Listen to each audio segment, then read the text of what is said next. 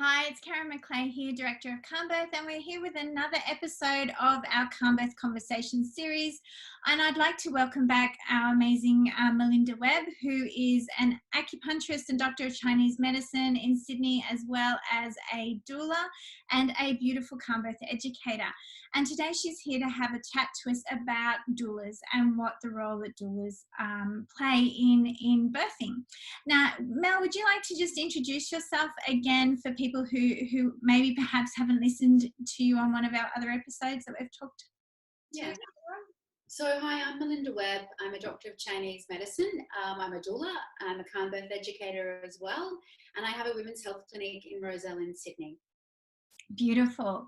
Now, Mel, what are doulas? That's one of the big questions, and I find it interesting. As a midwife, I know what doulas are. I love them. I think they're absolutely amazing. But it's also interesting how many people don't actually know what a doula is and what their role is. So, can you tell us a bit about what a doula does?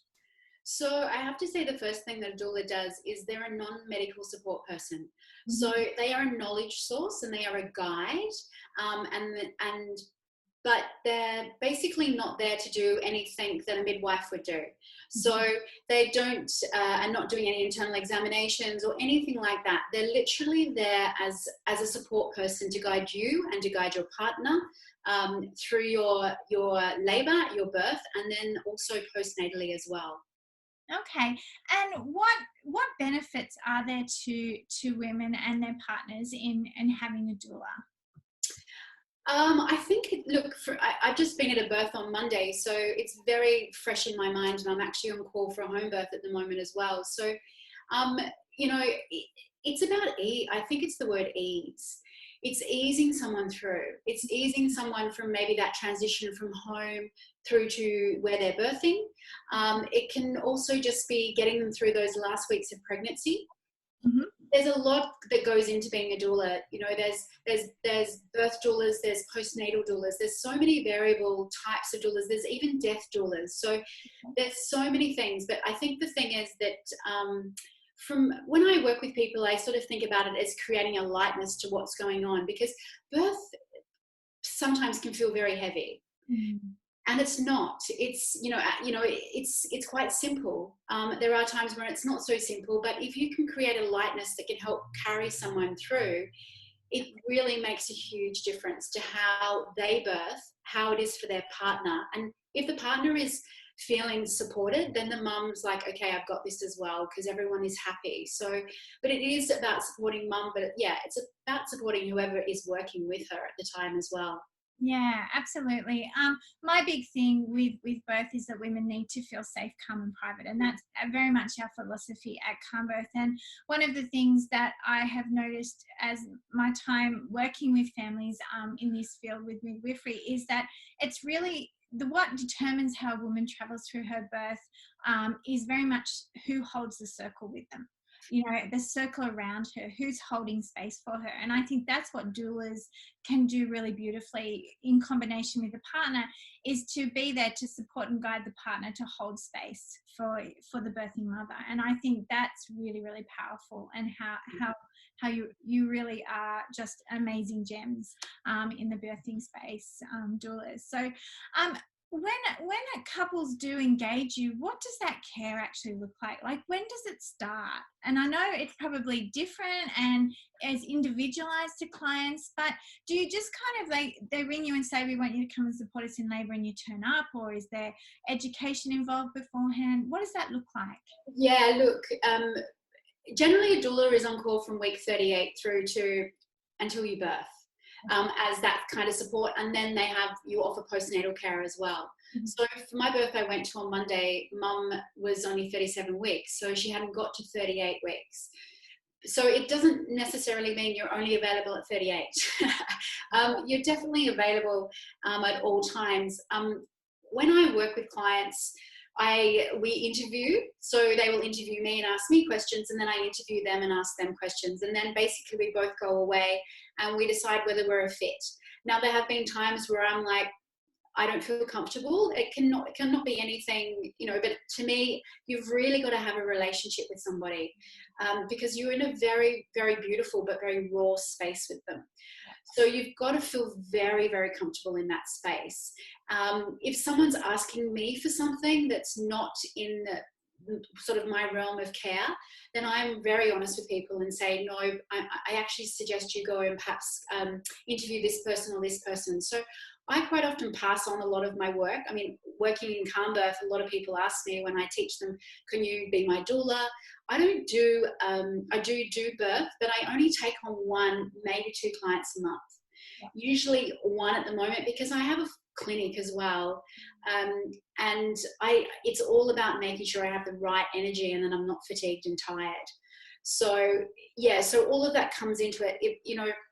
If someone's asking me for something that's not what I do, then yeah. So it's got to be it's like putting the puzzle together. It's got to fit really well. Yeah. So would you advise couples to interview a couple of doulas and make connection with a couple when they're looking for someone to support them? Most definitely. I say interview at least 3 or 4. Okay. And make sure you take your partner with you. So sometimes you'll get the birthing mum who does the first interview and then she makes the choice. Sometimes you'll get both mother and partner. It's got to be about both people, because you are also supporting the birthing partner as well. So, or if it's, if someone's possibly taking in their mother or their sister, they've got to meet you as well. So it can be anyone they're taking in, but yeah, you've got to have that connection. Yeah. And I guess another question that a lot of couples sort of will ask, are doulas only for home birth? No, that's a really good question though, because I think people have that perception. No.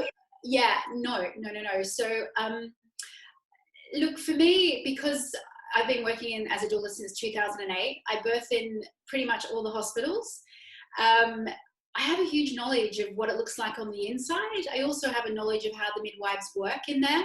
And we are working alongside of them to provide you with care, and not taking over the care of what a midwife is doing, but complementing what the midwife is doing. Yeah. So I must say, I do most of my births in a hospital. Mm-hmm. We will start at home, and then we will transition from home to wherever they are birthing. And then, it depends what's going on, but generally once we hit hospital, for example, I'm still there doing massage, doing breath work, doing all of that stuff, doing acupressure, and I will communicate with the midwife as well. But yeah, it's really the support partner who's there to make the decisions. I don't make any decisions. I'm just your knowledge source, and I will give you both sides of the view of like, okay, this is how it is.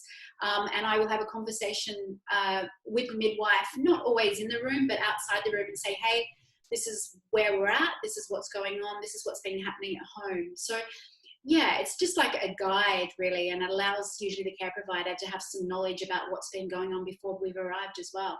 Yeah, and doulas are really beneficial and particularly in the bigger hospitals where midwives are really, really busy. And even though midwives love that one-on-one care, that's not always possible in a really big, busy birthing unit. So to have a doula there, it provides that extra support, and midwives love that, because we know that there's someone in there that knows what they're doing and's got that confidence to keep that couple working together while that midwife is moving in and out of that space.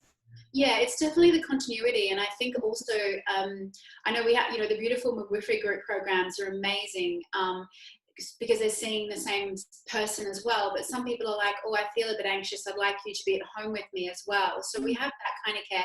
But there's also, it's just there to have someone that is going to be there regardless of what goes on. Yeah. So even birth is a C-section, your doula will be there for you afterwards, for basically to help with any kind of healing, because it's a really delicate time. So, it can be such a huge array of things that a doula does, like from getting coffees,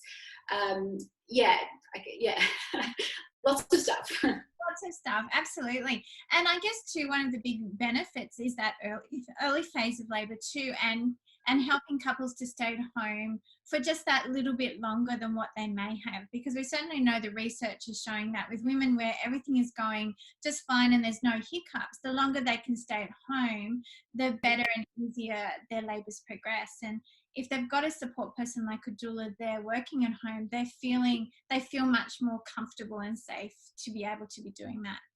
Yeah, look, it's definitely a partnership. It's a partnership, and having an understanding of as what everyone's expectations are. Not keeping a mum at home long enough to that baby's head is appearing. That's not the type of work that a doula generally does. The doula is there, yeah, definitely to be like, okay, I think you're at this, this due to the, contractions, your breathing, the sound, all of those things that you work with. And then to talk with the partner to say, okay, let's move. It's time for you to call the hospital. This is what the midwife's going to say to you. Like example on Monday, I got called out at 5:30 in the morning. And I said to my husband, can you please take me? I'm not sure if this client still has a car, what's going on? So she was a mum who unfortunately, due to COVID, had no support because her family was supposed to be here and they weren't. So it was really interesting. But I said to Andrew, just wait. And this is my first ever time doing this, but I said, wait. And then I said to him, I'm going to leave the door of the apartment open. You need to come and get all the luggage, her bags and everything. I need you to find the dog food in the kitchen cupboard because there was a dog. So he was amazing in that. And it was really quite funny. But we arrived at the hospital and went in. But it was a change of shift for the midwives as we arrived at Randwick. And they were walking in the doors. And obviously, Andrew was getting the luggage out of the car. I was trying to get the mum out of the car. And she was, beautiful contractions happening, flowing. And a midwife came over and said, are you okay? Would you like some help? And I said, that'd be wonderful. And then she said, oh, I think you're quite close. And I said, yeah, I think we are quite close because this mum was moving quite fast.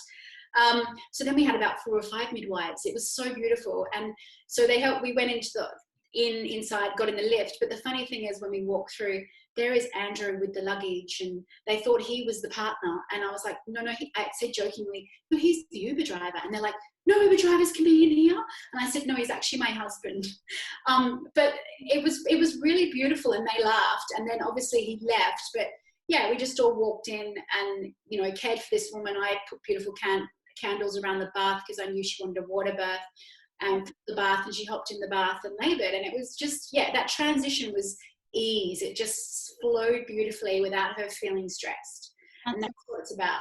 Wow, what a beautiful circle around her then in that space. Like that's what every woman needs, isn't it? That just that partnership, that safety. So as I said before, someone holding space for them is so important. And that's what doulas really do, isn't it? They help the partner to hold space, and then they hold space when maybe partners are not available to be able to do that. Exactly. As well, which is really beautiful.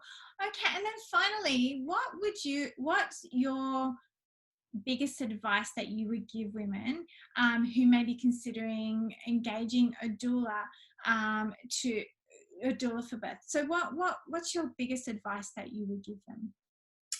I suppose it's have an idea of what they would like. What you're looking for in a doula. Are you, for example, a lot of people engage me because of my Calmbirth knowledge, because of my acupressure Chinese medicine.